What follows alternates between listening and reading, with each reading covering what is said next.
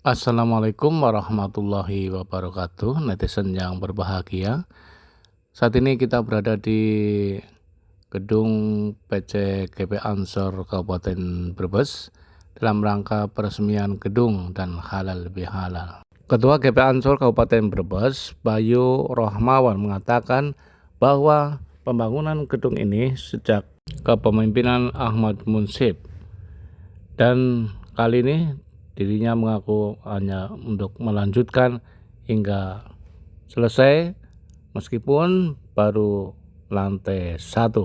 Sementara untuk lantai 2 belum bisa dilaksanakan karena keterbatasan dana, dan dia optimis untuk tahun mendatang bisa selesai hingga ke lantai 2. Pada hari ini, Gerakan Muda Ansor Kabupaten Brebes melaksanakan kegiatan hajatan gedung Ansor.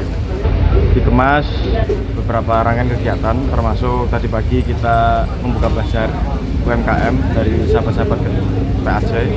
Kemudian parade drum band diikuti 15 grup drum band yang ada di sekitar Kabupaten Brebes ataupun wilayah Kota Brebes.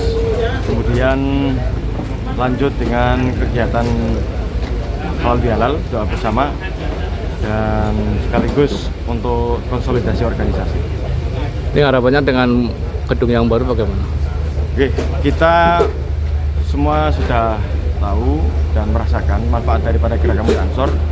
Kita ingin menambah nilai manfaat untuk masyarakat tentunya sebagai khodimul ummah, menambah nilai-nilai kemanfaatan untuk masyarakat. Salah satunya yaitu untuk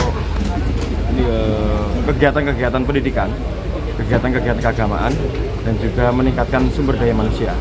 Jadi nanti gedung ini kita maksimalkan untuk bisa sumbangsi kepada masyarakat pemerintah Kabupaten Brebes.